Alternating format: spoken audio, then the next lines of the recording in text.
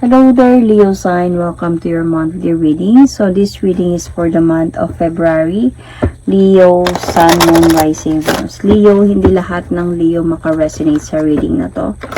So takes what resonates and leave the rest. Cross watchers, pwedeng kayo to at hindi sila Leo sign.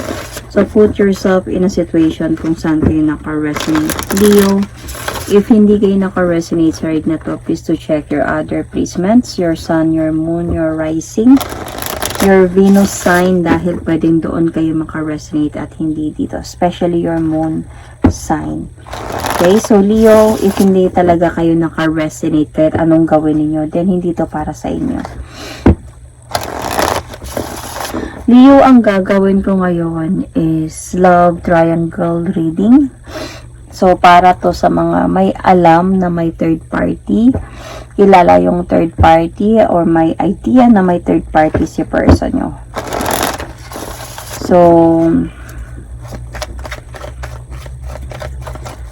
I will going to pull an oracle card. This is a Heart's Hidden Secret oracle card.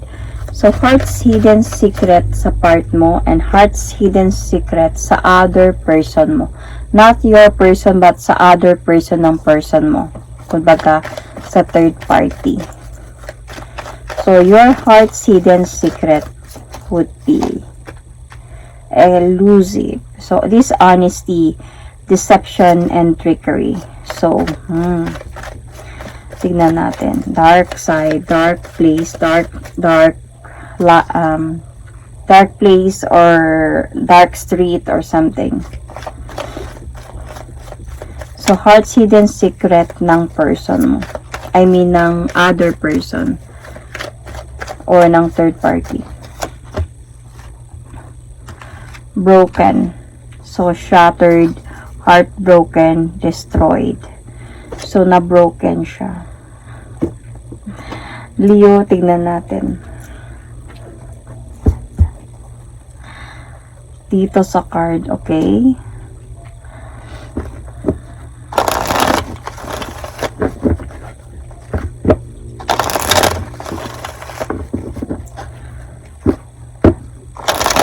Leo, ang nakikita ko dito sa part mo, Leo, is I think nag-revenge ka sa person mo. Sa ginawa niya sa'yo.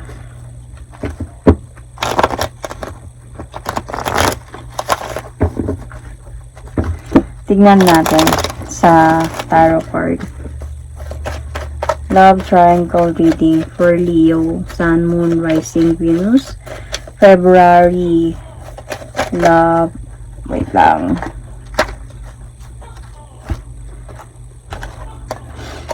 February love reading. Leo. Sun, Moon, Rising. Leo.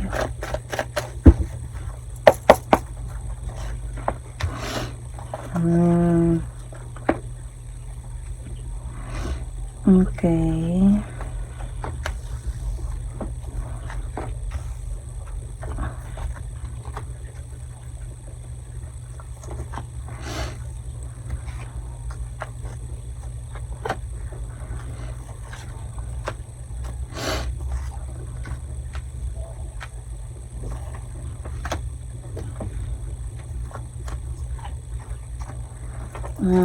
Okay. So, ano yung nararamdaman para sa'yo ng person mo, Leo? Parang siyang feeling that he wanted to cut off the cycle na sa inyo. And, to have some changes na sa life niya.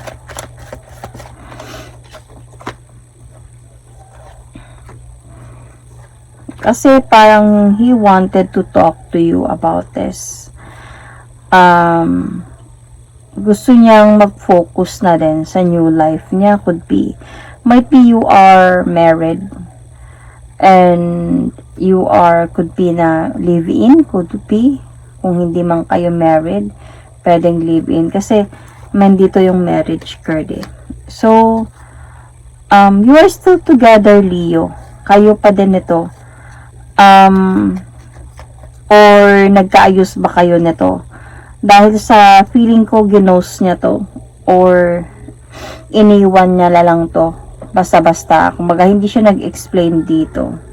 Pwedeng he gave this person silent treatment para ayusin yung sa inyo. Para balikan at ayusin tong sa inyo. Pero tinago niya to sa'yo. Itong ginawa niya dito sa person na to. Kumbaga, hindi siya talaga sobrang nag-open up sa'yo or something. So, may pinag-uusap. Meron siyang feeling kasi dito. Parang gusto kanyang kausapin. Parang, I don't know ha, kung gusto kanyang kausapin to tell you about her. About his feelings. Could be real feelings or something. So, there is a possibility that itong hidden secret mo sa feelings mo dito, Leo, your heart's hidden secret, is may pinakakaramdam ka pa din ng something different from your partner. Parang may feeling ka pa din of dishonesty from him, and he's doing something trickery about kahit nagkabalikan na kayo or nagkaayos kayo. So, yung feeling naman niya sa person na to, alam niyang nag-aantay to. Kasi nga, sabi ko kanina, feeling ko either ginost niya to or gave her silent treatment. Could be, siguro sinabi niya, pahinga muna tayo, ayusin lang ako. Then, hindi na siya nagpakita, hindi na siya nagparamdam. And, sa pakiramdam niya talaga dito sa other person is, nag-aantay pa rin talaga to sa kanya.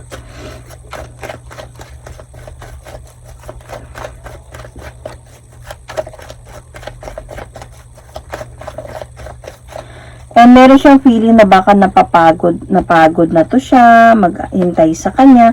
Gusto niya talaga na silent treatment. So, may sinabi lang to siya na may ayusin lang ako. Balik lang ako, may ayusin lang ako. Pero, parang hindi na siya nagparamdam. Tapos, gusto niya naman maglakas loob na kausapin to balik. Kaya lang, feeling ko, kasi alam mo, nahulog siya dito sa isa. Gusto niya talaga na tuparin yung pangako niya dito sa isa. Kaya lang, the thing here is, tinago niya kasi dito sa isa yung about sa inyo, yung pag-aayos niya sa inyo. So, tinago niya to sa, kumaga nag-excuse lang siya, siguro may gagawin lang siya importante, pero hindi niya sinabi na ayusin niya yung sa inyo. So, nadjajagag talaga to siya. And, parang may feelings din naman siya dito sa person na to. Pero, parang feeling niya, cold na yung connection nila. Feeling niya napagod na mag-antay tong isa sa kanya, sa pagbalik niya. So, what does he wants from this? What does he wants from you currently?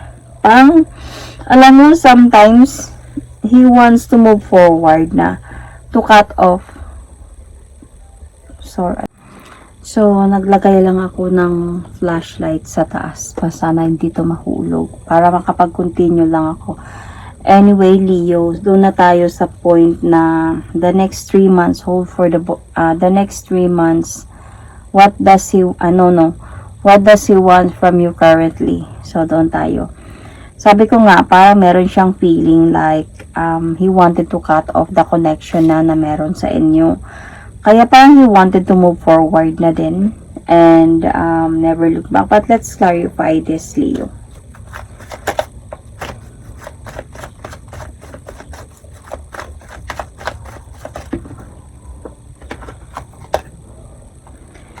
Okay. Kasi feeling ko, Leo, nung bumalik siya sa'yo, nung gusto niyang ayusin to at nag-effort siya para maayos yung marriage ninyo or yung pagsasama ninyo, dahil nga meron siyang realization dito na mali yung mga nangyari, mali yung ginawa niya, parang yung napansin niya, so nobody's perfect ka. Parang napansin niya kasi na parang masyado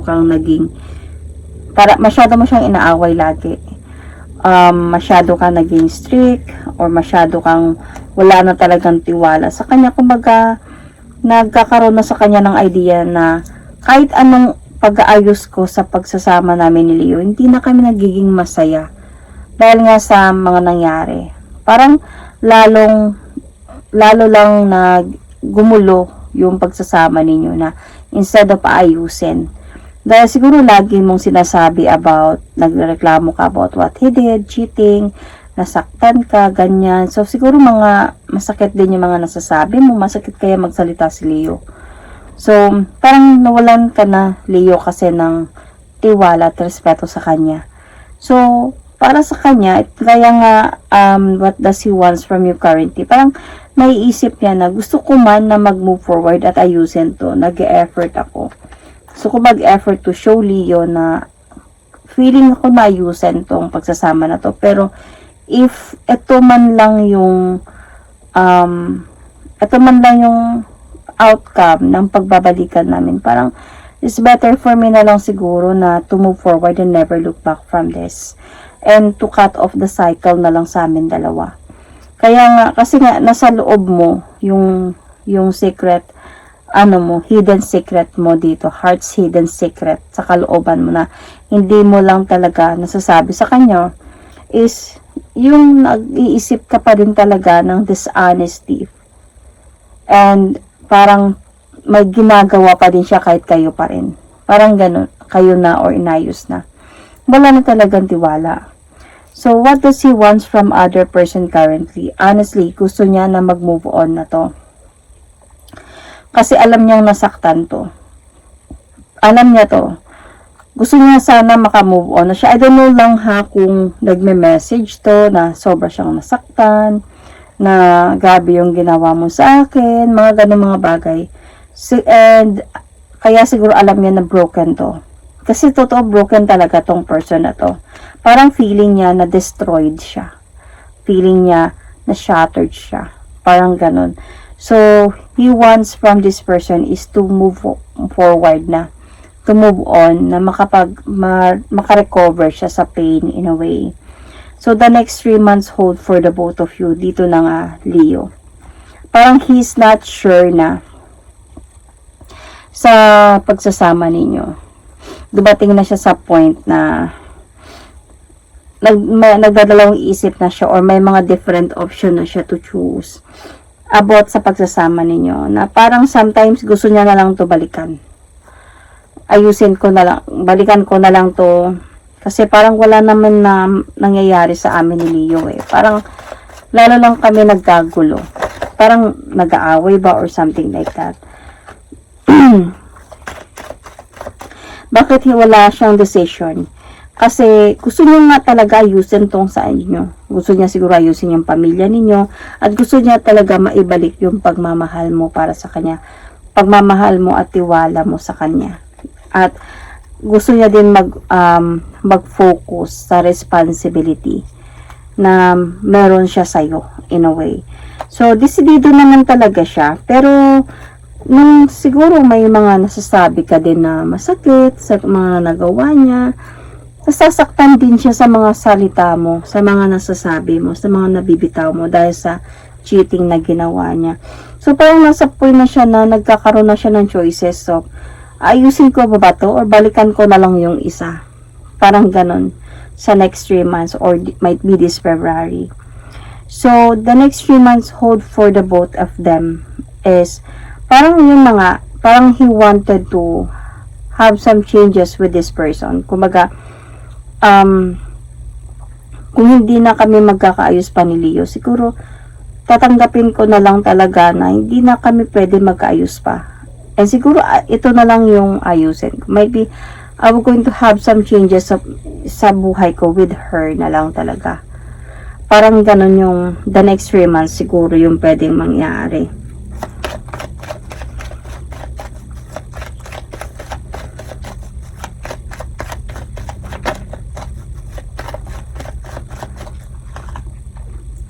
See? Parang babalikan niya kasi to eh. Pero ang ano niya lang talaga dito is definitely mahirapan siya. Kumbaga gusto niya talaga sana yung kung baka may mga anak kayo ganyan. Gusto niya sana kasi talaga yung mabuo kayo ulit as a whole family. May papakita niya sa pamilya niya, sa pamilya mo, sa makakilala niyo na naayos kayo, buo kayo. Yun sana talaga yung gusto niya. Kaya kahit pa siguro babalik siya dito sa person na to, okay, hindi pa din siya makalet go from you. Because gusto niya talaga na mag-offer sa'yo ng new beginning. Though siguro bumalik siya dito dahil lang siguro na lagi na din kayo ulit nag-aaway, wala nang tiwala, ganyan. Pero nakikita ko pa rin talaga dito na she was still going to let go of this. Yung communication nyo kasi dito is yung parang naiipit siya sa sitwasyon. So, yung parang wala siyang freedom. Yung bang parang dapat ikaw yung tama, dapat ikaw, suggestion mo lahat, dapat susundin ka niya dahil kailangan, dahil ikaw yung bumalik sa akin, inaayos mo to, kailangan, he need to please you. So, parang feeling niya dito, naiipit siya sa sitwasyon. So, parang feeling niya dito is parang, wala akong freedom na, wala akong freedom to do, to lead the family, to lead our marriage, dahil sa dapat si Leo yung tama. Dapat si Leo yung sinusunod ko. Kasi nagkamali ako kay Leo. Dapat I need to please Leo. You know, Leo are like the queens, the king. You need to bow, Leo. Parang lalo na pag magkamali ka. So, ito yung communication ninyo na hindi siya makagalaw sa gusto niyang gawin sa desisyon sa pamilya or sa pagsasama. So, will he let this other person go? Mahihirapan din siya. Mahihirapan talaga siya dito. Parang magkakaroon talaga sa kanya dito ng mabigat na problema para sa kanya.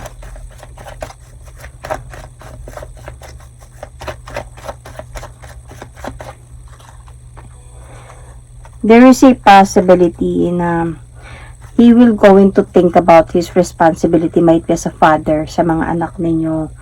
Isipin niya yun. And I think mag-e-end to sa kanila. Tutuldukan niya to. Ang hirap, pero kasi feeling ko dito sa other person na to, bakit napamahal siya dito? Kasi parang dito siya nakahanap ng comfort in a way. And siguro nababaitan din siya dito. So hindi madali, pero yes, hindi i-let go niya din to.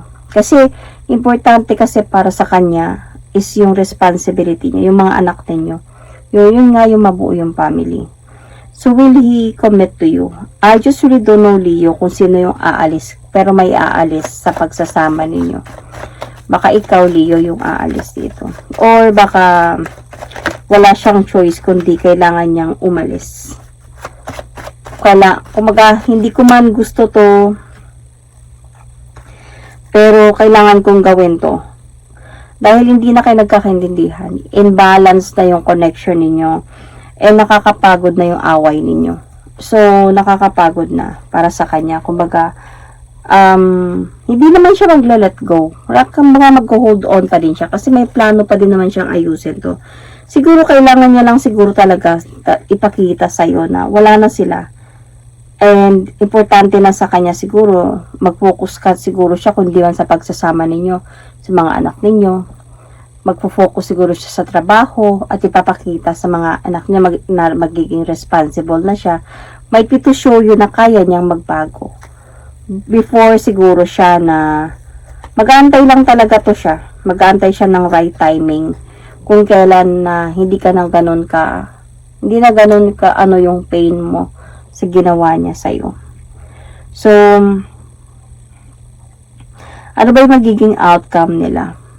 I think mag-end sila, pero feeling ko dahil nga palagi kayo nagtatalo, palagi kayo nag-aaway, maiisip niya to. Kumbaga mamimiss niya to. Mamimiss yung bonding nila, mamimiss niya yung paano siya inaalagaan nito, mamimiss niya to kasi gugulo to sa isipan niya eh.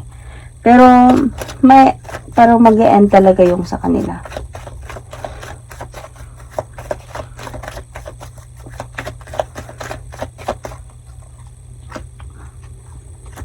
See? Pag-e-end talaga to, matatapos na tong sa kanila. He will going to walk away emotionally from this person. So, hindi man siya magiging masaya, pero para sa kanya Leo, ito yung tamang gagawin ko. So, your outcome here, ang problem dito sa inyo, Leo, kasi dahan-dahan din kayong mawawasak nito. Netong person na to.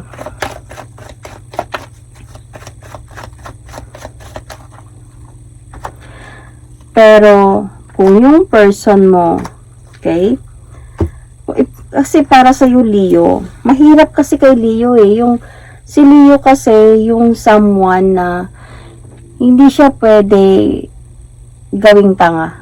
Parang ganun. Pwede mo akong gawing tanga once, pero twice hindi na pwede. Mahirap na bumalik yung tiwala ni Leo. Kaya nga sa lahat ng zodiac signs, si Leo talaga yung parang hindi siya, tawag dito, hindi siya marupok. Kasi si Leo talaga yung parang kung ayaw mo wag, hindi ka na pipilitin. Tsaka ayoko yung nilaloko ako, once lang, tama na. Parang ganun. So, dito kasi Leo, sa sitwasyon ninyo is married kayo. I think may mga children din kayo. So, hindi madali, pero he's trying his best. Might be, ang ipapakita mo talaga dito sa kanya is, kaya mo nang wala siya. And, I think Leo, ikaw ata kasi dito yung aalis eh. Ikaw yung magde-decide na maghiwalay kayo. Na aalis ka emotionally from this connection, from this marriage. Pero feeling ko nga kahit ganun na nga mangyayari, pipilitin niya pa din talaga yung sarili niya, kausapin ka, na mag-offer sa'yo ng love, parang ganun. And, siguro, dahil sa ayusin niya siguro yung sarili niya, ayusin niya yung buhay niya, para mapatawad mo lang siya. Siguro dito siya talaga, mag-chase talaga siya sa'yo, para ayusin niyo lang to, Leo. Mabuo lang yung pamilya ninyo ulit. So, Leo, you might be dealing here with, Virgo, Aquarius, Taurus, Capricorn. You might have Capricorn in your chart also. Check your placements. You might also be dealing with the same Leo, or maybe this is you. Leo, you might also be dealing with an Aquarius. You might have Pisces in your chart. Check your placements. Might be dealing with Sagittarius or Capricorn, Pisces, Aries, Libra, so Cancer, sino pa to? Yun, Sun, Moon, Rising, Venus. So, I'm going to pull an oracle card for you. This is only for you, Leo.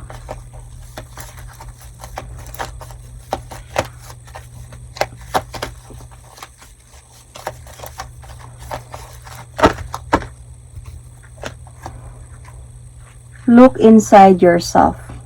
Examine what is causing you to feel this way. So, sabi nga ng oracle card, try to look inside yourself and try to examine what is really causing you. Bakit ito na lang yung nararamdaman mo sa person mo. So, para sa akin din naman, Leo, if you want my advice here, kasi I know Leo's also good in advice, okay? I think, kung pinapakita naman talaga ng person mo, yung nagiging totoo na siya sa'yo, inaayos na lahat, lalo na kung pinapakita niya naman sa'yo, nagiging responsible na siya na tatay sa mga anak niyo or sa anak mo, ninyo. And also na binabalik niya na talaga yung sarili niya sa inyo. May siguro, hindi man siguro agad na patawarin mo siya, but try to listen. not to his voice, but to listen to what he's doing. His silence. But, kumbaga, listen to the silence and tignan mo yung mga ginagawa niya. Or, listen to him lang talaga sa explanation niya. Sa kung ano talagang gusto niyang mangyari sa family niyo. And, try to talk. Heart to heart talk. And, kung sakali man talaga din, Leo, na para sa'yo, sa tingin mo na hindi mo na siya mahal, ayaw mo na sa kanya, wala ka nang nararamdaman, then kausapin mo lang din siya ng maayos. Huwag mo lang idaan sa away. Huwag mo lang idaan sa insulto or what. Nobody's perfect, you know. So, kausapin mo lang siya. Okay na ako na iwalay tayo. Hanap na lang din ako ng someone na para sa akin, someone na hindi ako lulukohin. Ganyan. Pero kung gusto mo pa naman talaga, Leo, na maayos kayo, you just really want him to feel yung pain na naramdaman mo. And I think it's already enough sa mga ginagawa niyang patience. Kasi, based dito sa reading, this person has a lot of patience talaga para maayos lang kayo. Kaya lang nahihirapan siya kasi wala ka ng tiwala sa kanya. And nahihirapan siya dahil sa from the Queen of Swords, okay? From the Queen of Swords, naging reverse ka na. Kumbaga, pag reverse kasi yung Queen of Swords, naging matapang na siya. Wala na siyang takot kung anong sasabihin niya, masasakit. And, kaya niyang putulin ka, wala siyang takot na putulin ka in a negative way. Parang minsan masasakit na hindi na maganda yung nasasalita. So, kumbaga, judgmental na. Parang ganun. So, I think enough na yun na binibigay niya yung patience and showing you na mahal ka niya. Showing you na wala na. Siguro, pinakita niya naman siguro yun. Siguro try also to see kung ano yung mga efforts niya sa'yo, sa pamilya ninyo. Kung gusto mo pa naman talaga na maayos kayong dalawa, try to consider patawarin din siya in a way, or try to siguro na ano ba tawag dito, parang kumaga hindi man siguro sobrang patawarin mo siya agad, pero parang magtulungan siya na parang lalong maayos yung pamilya ninyo. Parang ganun. Kung gusto mo pa na magkayos kayo. Nakadepende naman din talaga yan sa iyo, Leo. So, that is my reading for you. Thank you and God bless.